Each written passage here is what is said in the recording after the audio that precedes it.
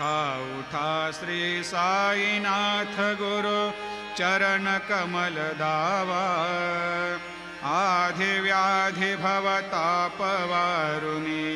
तारा जड जीवा गेली तुम्हा सोडुनिया भवा तमरजनी विलया परिहे अज्ञानासे तुमची भूलवियोग माया शक्ती न आम्हा यत्किंचित हे तिजला साराया तुम्हीच ते सारुनि दावा मुख जनताराया भो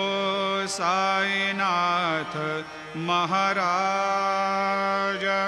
भवतिमिरनाश करवे अज्ञानी आम्ही